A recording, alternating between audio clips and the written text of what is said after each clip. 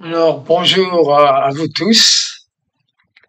Vous êtes sur ma chaîne Chronique d'une colère ordinaire et nous sommes le 6 janvier 2024, 2025, pardon, et il est 22h56.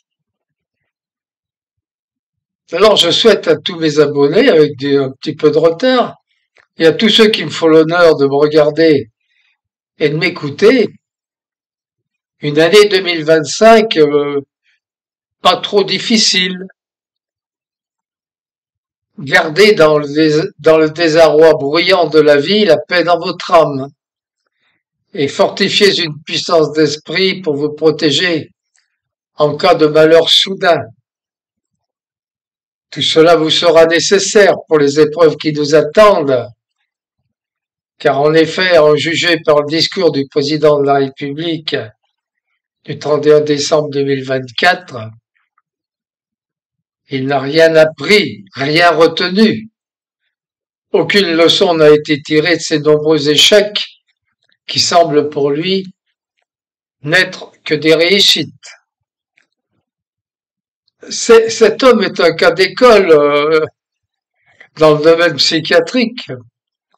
Tout ce qu'il fait n'est que réussite.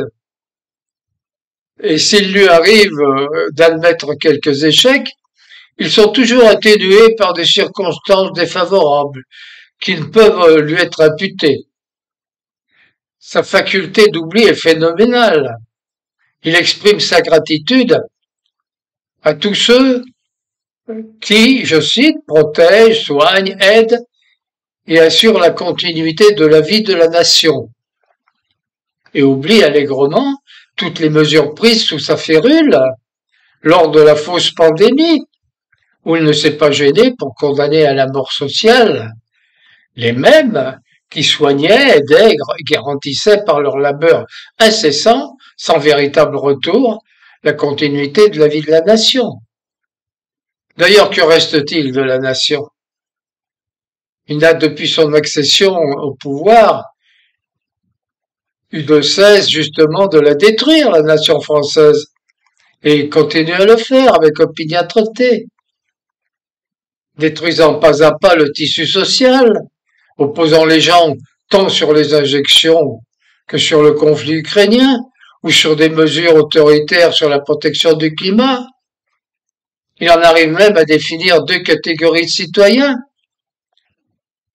les critères 3 et les autres, qui ne pourront plus se déplacer librement sous le prétexte de pollution par les émanations de leurs véhicules.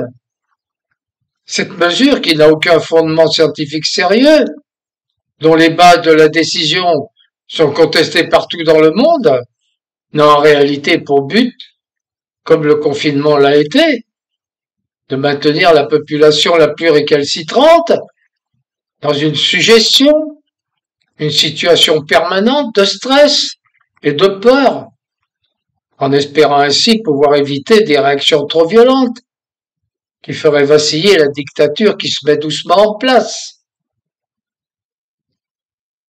Poursuivant son discours d'autosatisfaction, il se congratule sans vergogne. Je tâche de rendre la France plus forte et plus juste, de libérer, protéger, unir. Vous ne rêvez pas. Il parle de notre beau pays, dont le général de Gaulle avait fait un pays respecté, admiré, et dont la parole comptait dans le monde. Qu'en est-il aujourd'hui advenu? Le monde entier se rit de nous. Nous parlons dans le vide, et nos intérêts sont bafoués par la Commission européenne au bénéfice de l'Allemagne. Notre industrie est maintenant détruite. De 32% du PIB en 98, elle est maintenant de 9%. Toute notre influence et le respect dont la France jouissait en Afrique a été anéanti par des attitudes méprisantes et irrespectueuses de notre président envers les chefs d'État de ces pays. Les tentatives de vouloir imposer à ces pays une vision woke de la société, qui n'est par ailleurs que l'apanage d'une petite minorité en France, n'ont abouti qu'à un rejet violent et profond creusant encore plus le fossé entre nos nations. Quelle belle réussite, en effet. Cet individu nous parle de réarmement économique, alors qu'on lit partout, même dans les journaux mainstream, que la France est au bord du gouffre, que plus de 66 000 entreprises sont en crise en 2024 et que c'est la plus grande vague de faillites depuis 20 ans. C'est proprement hallucinant. Une telle inversion de la réalité est véritablement pathologique. Il se félicite également d'avoir mis en place les moyens de lutter contre l'immigration clandestine. Mais il vous cache le vrai problème, qui n'est pas l'immigration clandestine, qui ne représente que 10% de l'immigration légale. Or, l'immigration légale est fixée par la Commission européenne à 4,5 millions de personnes pour l'ensemble de l'Europe. Et notre cher président ne fait rien pour la combattre, si tant est qu'il en ait le pouvoir d'ailleurs. En fait, même s'il le voulait, il ne pourrait rien faire. Ce n'est plus de sa responsabilité. Il doit se plier aux décisions de Bruxelles. Par ailleurs, il n'a aucune envie de s'opposer à Bruxelles. Il serait même en avance sur l'agenda prévu par la Commission dans beaucoup de domaines. Je ne voudrais pas passer sous silence non plus sa proclamation sur l'école. Nous sommes déterminés à agir pour l'école, l'enfance et l'éducation. Depuis plus de 50 ans, l'éducation nationale s'ingénie à appliquer des méthodes qui, année après année, ont abaissé le niveau scolaire, faisant en sorte que beaucoup d'étudiants arrivent sur les bancs des facultés sans maîtriser la langue, tant dans sa syntaxe que son orthographe. De nombreux témoignages d'enseignants en font foi.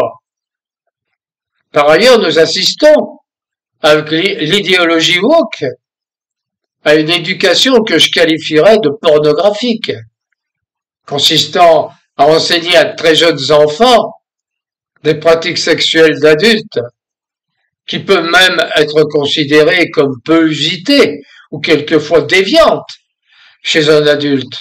C'est le programme Evras, dont beaucoup de parents ne sont même pas informés. Je terminerai enfin par le bouquet final. L'Europe œuvre à la paix au Proche-Orient et sur notre propre continent. Alors là, il faudra alors m'expliquer comment on peut œuvrer pour la paix et envoyer des armes et des soldats en Ukraine pour combattre la Russie avec laquelle il semblerait que nous ne soyons pas en guerre. De la même manière que nous soutenons un pays qui, prenant prétexte d'une attaque meurtrière, est en train d'anéantir une population entière, femmes et enfants sans distinction. Est-ce comme cela que nous allons œuvrer pour la paix? Doit-on vraiment anéantir le peuple palestinien pour assurer aux Israéliens la réalisation messianique du rêve du grand Israël? Enfin, il reprend son dada favori, la souveraineté européenne, comme si cela avait un sens. Pour qu'il y ait une souveraineté, il faut un peuple, une langue commune, des intérêts communs, une histoire commune, une aspiration à vivre ensemble. Rien de tout cela n'existe au sein de la mosaïque des peuples européens. C'est une fiction des mondialistes pour essayer de maintenir le carcan dictatorial qu'est l'Union européenne, que Macron adule et vénère à chaque instant de son existence, de telle sorte qu'il est prêt à tout, même à sacrifier la France pour satisfaire ses maîtres. Nous avons donc assisté à une sorte de présentation d'un délire animant un homme qui prend ses désirs pour la réalité et qui, intimement persuadé de sa supériorité et de la justesse de ses vues, nous a brossé ce qui, à ses yeux, doit être le devenir de la France. Sa disparition en tant que nation indépendante pour se fondre dans un magma européen informe et inconsistant, dirigée par les États-Unis. La volonté, le désir profond du peuple français lui sont complètement étrangers. Et c'est là que le bas blesse. Ce peuple si longtemps méprisé pourrait bien dans peu de temps le rappeler à ses devoirs. Il est le garant de l'indépendance nationale, de l'intégrité du territoire et du respect des traités. Dans un autre ordre d'idées, je voudrais vous parler d'un autre personnage, tout aussi étrange que notre président, mais d'une manière différente. Le docteur Jérôme Marty, qu'il faudrait inventer s'il n'existait pas. Je me demande d'ailleurs s'il ne joue pas la comédie, car ses paroles, si on les prend au premier degré, relèvent d'un monde parallèle, sans commune mesure avec le réel. Sa dernière vidéo sur la chaîne 5 dans C'est dans l'air est assez surréaliste. Le docteur Marty, qui a reçu des menaces de mort, que je ne cautionne en aucune manière, nous dit en préambule, pour expliquer ces faits, que nous constatons depuis un certain temps sur les réseaux sociaux une perte de respect envers les professions à blouse blanche, donc les médecins et les soignants en général, et il en déduit que cela explique en partie les attaques qu'il a subies.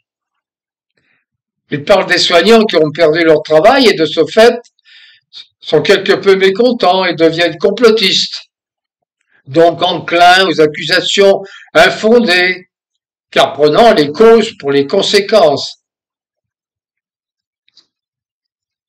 Ce qui rapproche ces deux hommes, le président et le docteur, c'est qu'à aucun moment ils ne se remettent en cause. Ils ne sont responsables de rien. Ce sont les autres qui ne comprennent pas, qui se sont fourvoyés. Même devant la réalité des études scientifiques mondiales en très grand nombre, ils vont vous dire que ce n'était pas vrai, qu'ils ont agi pour votre bien. Le docteur Martin s'étonne à aucun moment de la perte de respect envers les professions médicales, particulièrement les médecins et les pharmaciens. Il ne se dit pas que ce serait peut-être son attitude et ses déclarations tonitruantes et quelquefois ridicules qui les a discrédités. Pendant de nombreux mois, malgré des études scientifiques provenant d'éminents chercheurs, de biologistes, de praticiens réputés, d'épidémiologistes mondialement connus, le docteur Marty a martelé le mantra « Le vaccin vous protège et protège les autres », alors que la communauté scientifique savait qu'il n'en était rien. Ces prises de position, dont comme éminent scientifique il aurait dû connaître la fausseté, ont bien entendu entraîné des conséquences plus ou moins dommageables. Je vous rappelle aussi cette fameuse interview sur RMC, où il a été à l'origine du rire le plus énorme que l'humanité ait connu, en déclarant que vu l'importance de la cohorte des gens vaccinés, plusieurs milliards d'individus, nous pouvions ainsi en conclure que nous avions un recul d'expérience de milliers d'années sur ce vaccin. Je vous laisse à vos réflexions. Il n'est pas le seul, bien sûr. Nous avons eu un défilé de praticiens de toutes sortes, tous plus pontifiants, arrogants et sûrs d'eux les uns que les autres. Ils ont asséné leurs mensonges qu'ils considéraient ou faisaient semblant de considérer comme des vérités. Soyez sûrs que nous n'en avons pas fini avec eux. Ils vont recommencer, et avec une nouvelle pandémie qu'on nous annonce, créée de toutes pièces par la DARPA, l'organisme militaire, dont nous allons encore subir les tentatives d'intimidation, de suggestion et de contrainte, certainement plus dures et plus restrictives de liberté que celles que nous avons connues. Nous devons resserrer nos liens, augmenter la résilience, faire circuler les bonnes informations et nous armer de courage et de patience. Un jour ou l'autre, le peuple souverain reprendra son destin en main et chassera ces pantins corrompus qui ont rêvé de diriger le monde pour leur plus grand profit. Merci de m'avoir écouté et à bientôt, j'espère.